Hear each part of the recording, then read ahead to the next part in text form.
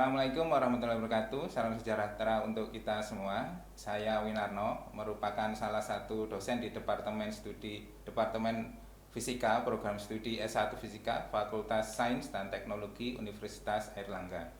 Saya menjadi dosen Universitas Airlangga sejak tahun 2008 dengan status dosen honorer, dan alhamdulillah sejak tahun 2015 saya diangkat menjadi dosen PNS.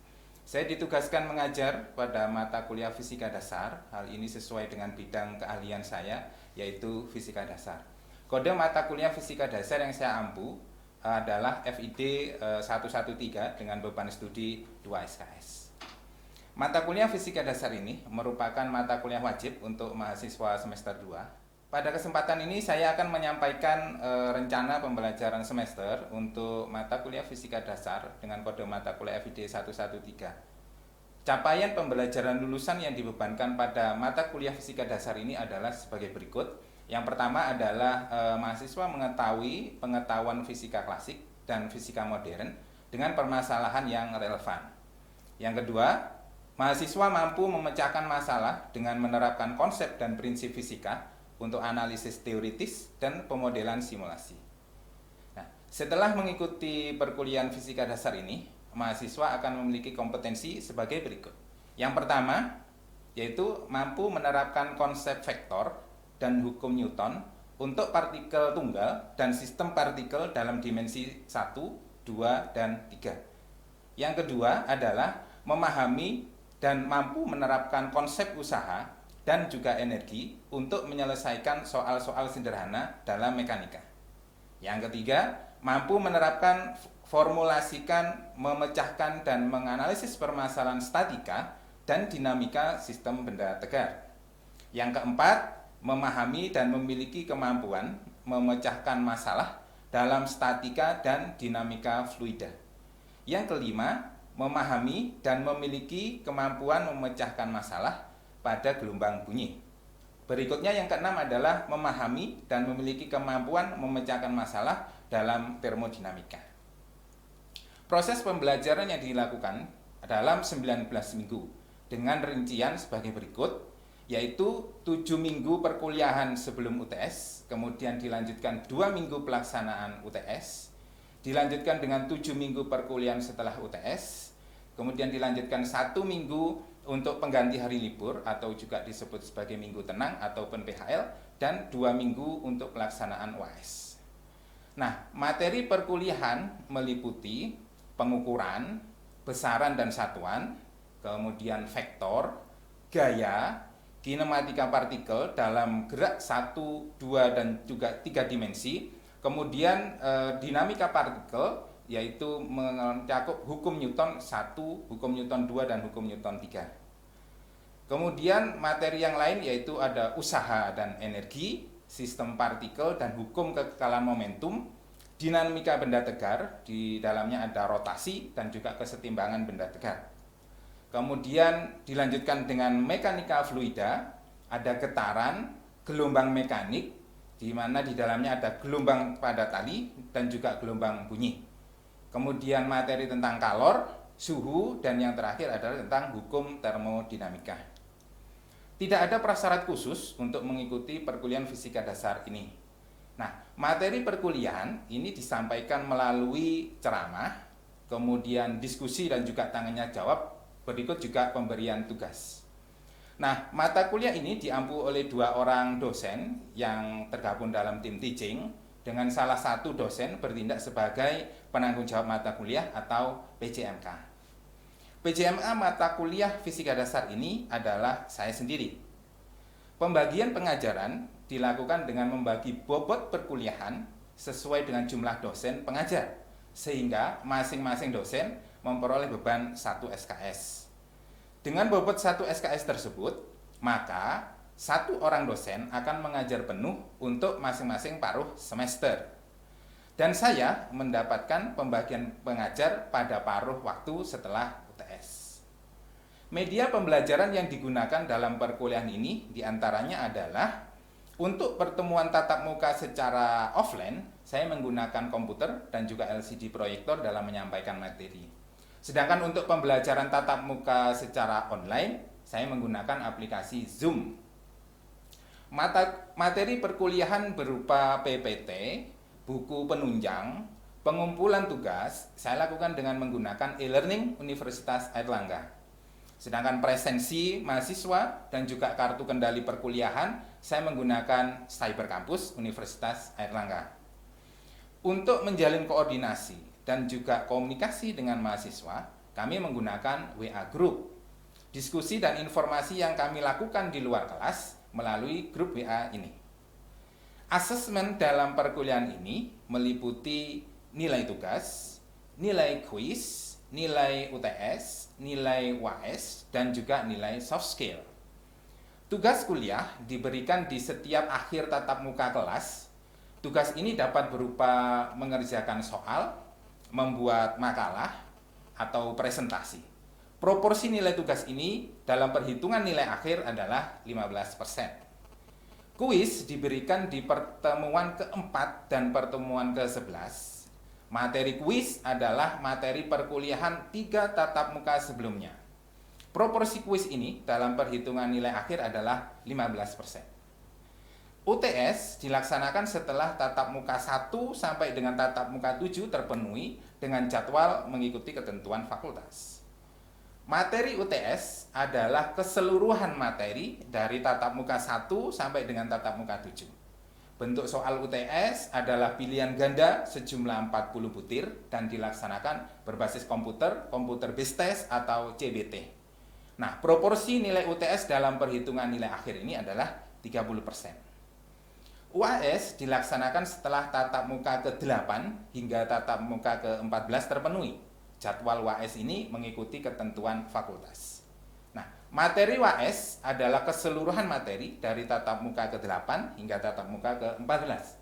Bentuk soal UAS adalah pilihan ganda sejumlah 40 butir soal dan dilaksanakan berbasis komputer atau CBT. Proporsi nilai UAS ini dalam perhitungan nilai akhir adalah 30%. Dan yang terakhir adalah proporsi nilai soft skill. Nilai soft skill ini merupakan penilaian terhadap masing-masing mahasiswa dengan menggunakan rubrik penilaian soft skill. Proporsi nilai soft skill dalam perhitungan nilai akhir adalah 10%. Nah, bentuk inovasi pembelajaran yang sudah saya lakukan adalah studi kasus, yaitu studi kasus ini diberikan setelah pemaparan materi tersampaikan di dalam kelas. Studi kasus dipilih fenomena yang sering terjadi di sekeliling kita dan dipilih yang menarik. Dengan studi kasus ini, mahasiswa akan lebih mengerti dan lebih memahami konsep fisika yang terjadi pada fenomena alam. Nah, diharapkan dampak positif dari penerapan metode ini, mahasiswa menjadi lebih aktif, kemudian tidak ngantuk pada saat proses perkuliahan dan tidak bosan. Selain itu, inovasi juga saya lakukan diantaranya adalah membuat percobaan sederhana yang dilakukan di dalam kelas. Inovasi ini saya lakukan dengan tujuan untuk meningkatkan kualitas pembelajaran, khususnya fisika dasar, agar anggapan bahwa fisika hanya mempelajari dan menurunkan persamaan saja itu tidaklah benar. Ada banyak peristiwa di sekitar kita yang cukup menarik untuk dikaji dan dijadikan sebagai bahan untuk diskusi. Dengan demikian, pandangan bahwa fisika itu menakutkan tidak selamanya benar. Assalamualaikum warahmatullahi wabarakatuh. Salam sejahtera untuk kita semua. Waalaikumsalam warahmatullahi wabarakatuh. Warahmatullahi wabarakatuh.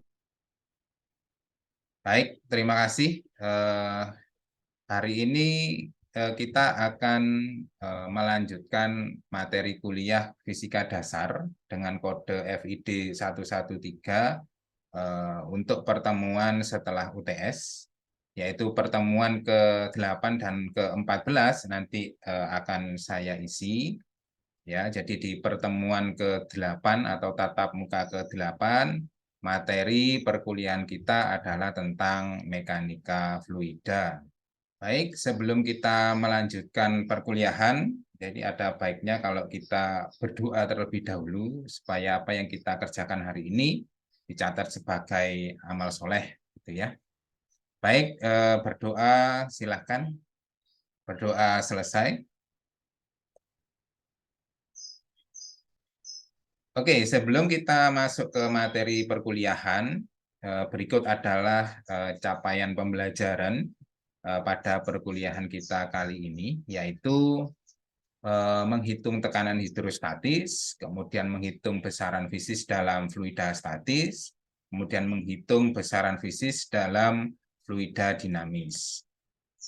Sedangkan untuk materi perkuliahannya adalah tentang kerapatan, kemudian tentang tekanan dalam fluida, prinsip Pascal, prinsip Archimedes, dan juga fluida bergerak. Nah, ini adalah referensi atau buku yang nantinya Anda bisa gunakan sebagai untuk belajar ya. Referensi kita ada beberapa gitu. Yang pertama, baik, sebelum kita masuk ke materi, kita mereview sebentar untuk perkuliahan kita yang sebelumnya, di perkuliahan Anda untuk yang sebelum UTS ya, tentang mekanika. Karena kita masih ada kaitannya sama mekanika, yaitu tentang mekanika fluida. Nah, sebelumnya istilah tentang mekanika di dalam fisika, barangkali ada yang bisa menjelaskan? Silakan. Ya, terima kasih. Nurul, silakan. Apa itu mekanika? Menurut saya saya membaca referensi, menurut saya mekanika itu dalam ilmu fisika yang mempelajari suatu gerak suatu benda gitu. Ya, baik. Terima kasih, Nurul. Ya, mekanika ini adalah sebenarnya merupakan dari cabang ilmu fisika, begitu ya, dari cabang ilmu fisika yang mempelajari tentang gerak. Ya, di dalam mekanika kita mengenal ada statika dan juga dinamika, di mana statika ini adalah tinjauan gerak ya tanpa melibatkan gaya yang berpengaruh pada benda tersebut. Nah, sedangkan dinamika ini merupakan tinjauan gerak dengan melibatkan gaya yang bekerja pada benda tersebut. Nah, baik itu mekanika. Nah, tentang mekanika fluida, sebenarnya tanpa kita sadari ya ada banyak fenomena fisika yang terjadi di sekitar kita. Sebagai contoh, saat kita bernafas, udara masuk ke dalam paru-paru. Nah, ini sebenarnya juga merupakan mekanika fluida, atau udara itu kan sebenarnya juga fluida. Nah, kira-kira ada yang bisa menjelaskan enggak kenapa kok udara itu bisa masuk ke dalam paru-paru, misalkan begitu? Ada yang tahu? Pak, Ya, silakan Fari. menurut saya mungkin karena perbedaan tekanan antara di luar tubuh atau tekanan atmosfer dengan tekanan di dalam tubuh, Pak, di dalam paru-paru. Jadi memungkinkan untuk terjadinya aliran fluida, Pak. Ya, Aliran udara. ya betul betul. Ya, tepat sekali. Jadi yang disampaikan Fahri itu adalah memang bagaimana udara itu bisa masuk ke dalam paru-paru itu karena ada perbedaan tekanan antara udara luar dan paru-paru gitu ya. Jadi otot-otot paru-paru ini memompa udara sehingga di dalam paru menjadi lebih rendah tekanannya. Jadi tekanan yang ada di dalam paru itu dibuat lebih rendah ya daripada tekanan di luar tubuh, sehingga dengan demikian udara itu akan mengalir dari tekanan yang lebih tinggi dari luar kemudian menuju ke tekanan yang lebih rendah, yaitu tekanan yang ada di dalam paru-paru. Kemudian peristiwa darah mengalir ke seluruh tubuh, misalkan demikian ya. Jadi darah mengalir ke seluruh tubuh itu dipompa oleh jantung. Ya, jadi jantung itu berkontraksi sehingga menghasilkan tekanan yang begitu besar dan mengakibatkan darah mengalir ke seluruh tubuh melalui pembuluh darah. Ini juga peristiwa mekanika fluida. Kemudian peristiwa terjadinya hujan juga termasuk dalam mekanika fluida. Jadi mekanika fluida di sini adalah ilmu yang mempelajari tentang perilaku dari fluida, baik itu dalam keadaan diam itu dalam keadaan statik, dan juga dalam keadaan yang bergerak atau dinamik, serta interaksi dengan media batasnya. Itu yang nanti akan kita pelajari dalam mekanika fluida. Masa jenis Kerapatan ini juga disebut sebagai ukuran kepadatan suatu zat yang dinyatakan dengan rasio perbandingan antara massa dan volume. Dirumuskan dengan rho itu adalah massa jenis atau kerapatan, dm itu adalah elemen massa, dan dv itu adalah elemen volume, atau kita biasanya rho sama dengan massa dibagi dengan volume. Massa bisa dalam satuan gram atau kilogram, volumenya bisa dalam satuan sentimeter kubik atau meter kubik.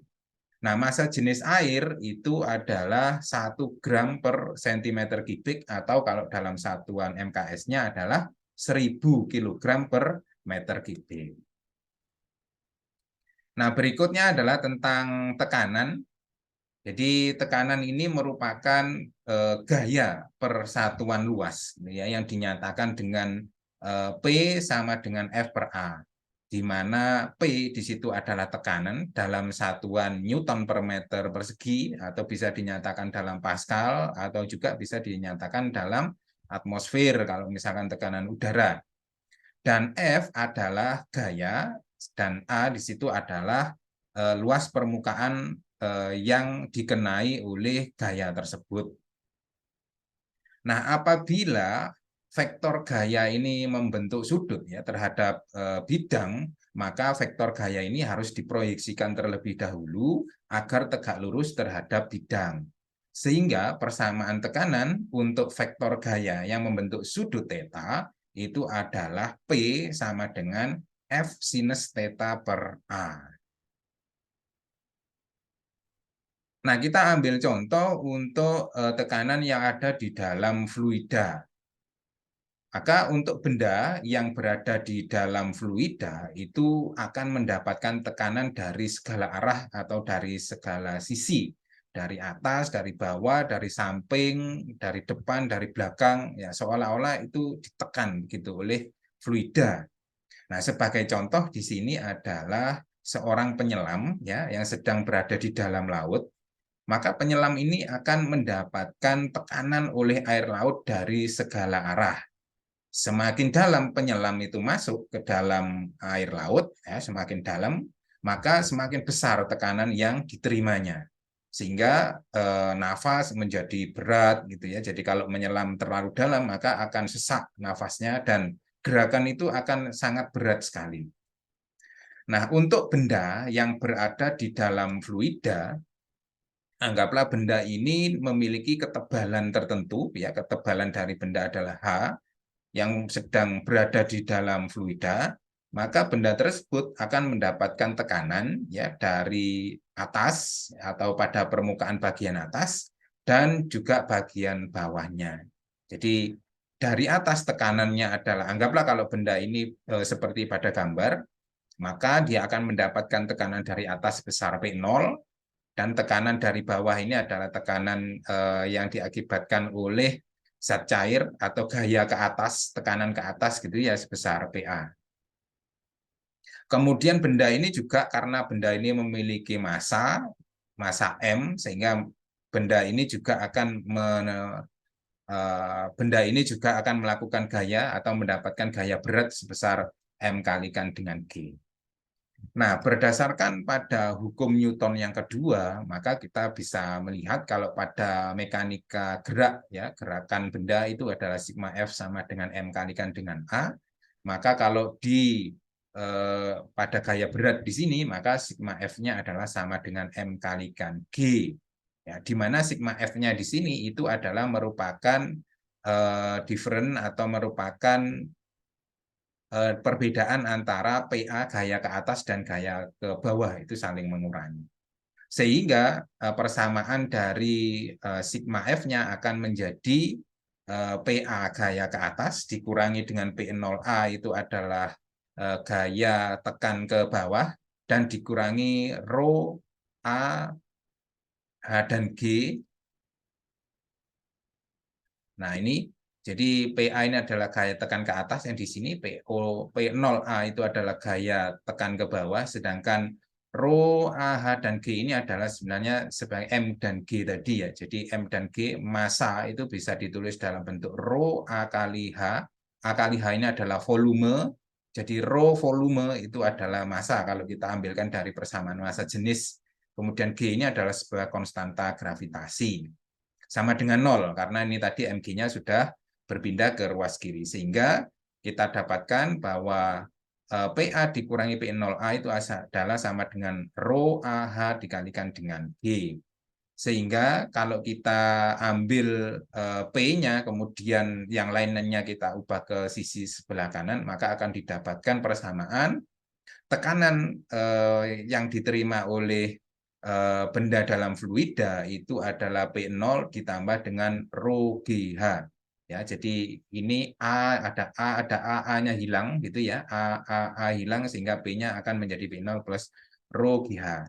Nah, persamaan ini kemudian yang kita kenal dengan persamaan hidrostatis, ya. Nah, apa itu persamaan hidrostatis? Nah, hidrostatis itu merupakan tekanan yang diberikan oleh fluida yang diam. Fluida diam itu fluida yang tidak bergerak atau fluida yang tidak mengalir. Contohnya adalah fluida, misalkan kalau berada di kolam renang itu karena airnya tidak mengalir, maka di sini berlaku hidrostatis, ya, persamaan tekanan hidrostatis. Atau di dalam air laut kita gunakan persamaan tekanan hidrostatis. Jadi tekanan yang diberikan pada fluida itu akan diteruskan oleh fluida tersebut ke segala arah dengan sama besar. Bunyi dari hukum Pascal bahwa kalau misalkan ada fluida yang diberi tekanan itu pada salah satu atau pada permukaan bidang fluida itu diberi tekanan, maka tekanan yang diterima oleh fluida itu akan diteruskan ke segala arah dengan besar yang sama. Nah, ini yang dinyatakan dalam hukum Pascal, ya. Nah, kemudian prinsip Pascal atau hukum Pascal ini digunakan dalam beberapa aplikasi fisika, atau biasanya kita bisa melihat di tempat pencucian mobil misalkan yang menggunakan pompa hidrolis yang digunakan untuk mengangkat mobil, ya. Nah, jika kita perhatikan, ya, luas permukaan 1 dan 2 itu memiliki luas penampang yang berbeda, ya. Luas penampang A1 itu lebih kecil dibandingkan dengan luas penampang A2.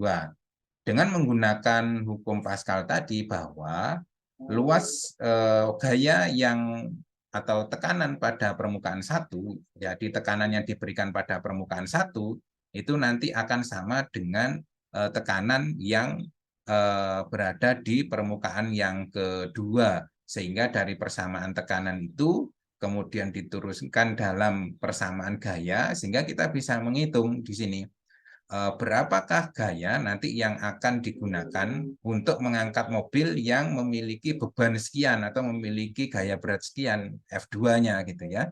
Sehingga F1 kita bisa menghitung berapa gaya minimal yang digunakan untuk mengangkat beban dengan persamaan A1 dibagi A2 dikalikan dengan F2, di mana A1 ini adalah luas permukaan pada piston 1, A2 ini adalah luas permukaan pada piston yang kedua dikalikan dengan F2. F2 ini adalah gaya beratnya mobil. Jadi kalau kita tahu berapa massa mobil, maka kita bisa menghitung berapa berat mobil dengan perkalian massa kalikan dengan gravitasinya. Nah, ini adalah contoh soal untuk hukum Pascal gitu, ya. Nah, dari contoh soal itu kita bisa melihat bahwa A1 itu adalah luas permukaan piston yang kecil, ya, nilainya adalah 5 cm. Sedangkan A2 adalah luas permukaan piston yang besar, yaitu 15 cm. Sedangkan F2-nya di situ adalah gaya beratnya mobil, yaitu sebesar 13.300 Newton. Nah, di samping nilai dari gaya, tekanan yang dibutuhkan itu adalah sebesar ini, di mana nilai tekanan itu adalah F dibagi dengan A, yang di rasio dari gaya persatuan luas. Kita tahu gayanya, kita tahu luasnya, maka kita bisa menghitung tekanan, yaitu F per A, di mana didapatkan di sini nilai tekanan yang digunakan untuk mengangkat mobil itu adalah sebesar 1,88 kali 10 pangkat 5 Pascal. Nah, baik. Sekarang kita lanjutkan bagaimana kalau misalkan kita menemukan sebuah fenomena seperti ini, gitu ya. Jadi di sini kalau kita perhatikan bahwa pada gambar yang sebelah kiri itu adalah sebuah batu. Ya, batu tentunya memiliki massa dan juga memiliki volume. Dan batu itu kalau kita masukkan ke dalam air, baik itu air biasa ataupun air laut, batu itu akan tenggelam. Nah, namun kalau kita bandingkan dengan kapal pesiar yang begitu besar, nah kapal pesiar itu memiliki massa ribuan bahkan jutaan kali dari batu. Tetapi kapal pesiar itu tetap bisa mengapung di atas permukaan air. Nah, kira-kira fenomena seperti ini bagaimana penjelasannya? Menurut saya, Pak, mungkin syarat dari sebuah benda itu bisa tenggelam itu adalah apabila massa jenis dari benda tersebut lebih besar dibandingkan massa jenis cairannya. Dalam kasus ini air. Jadi batu itu memiliki massa jenis lebih besar daripada air, sedangkan untuk kapal walaupun bentukannya besar dengan massa yang besar, namun dia memiliki volume yang lebih besar gitu Pak. Jadi sehingga massa jenisnya lebih ringan dibandingkan air laut yang ada di sekitarnya. Mungkin seperti itu. Ya, baik, terima kasih Fahri. Jadi batu ini memiliki massa jenis yang lebih besar dibandingkan dengan fluida, sehingga batu ini akan tenggelam karena massa jenisnya lebih besar. Sedangkan pada kapal pesiar, massa jenis dari kapal pesiar ini lebih kecil dibandingkan dengan massa jenisnya air laut. Kenapa lebih kecil? Karena volume dari kapal pesiar ini besar, ya, volumenya besar. Sedangkan kalau kita perhatikan kapal pesiar itu banyak rongga di dalamnya, ya, jadi banyak rongga, volumenya besar.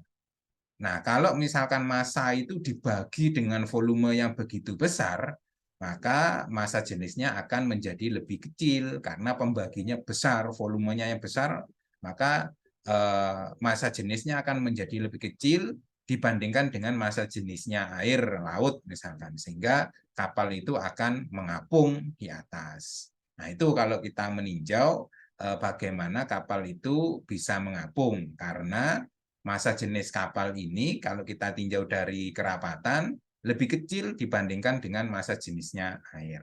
Nah, bagaimana sekarang kasusnya kalau kapal selam, di mana kapal selam itu ya bisa mengapung, ya bisa melayang, ya bisa tenggelam.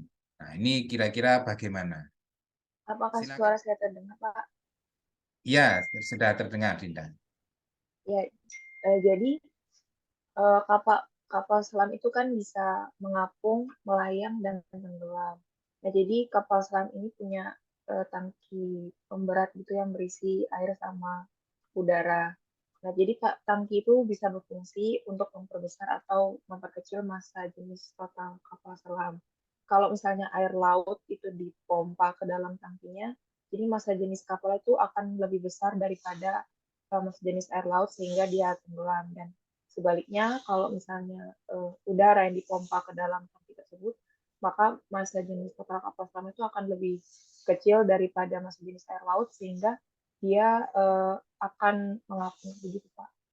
Sampai di sini dulu pertemuan kita pada hari ini. Jangan lupa untuk mengisi presensi kehadiran perkuliahan yang ada di Cyber Campus dan juga jangan lupa untuk mengerjakan tugas ya yang diberikan di Hebat e-Learning.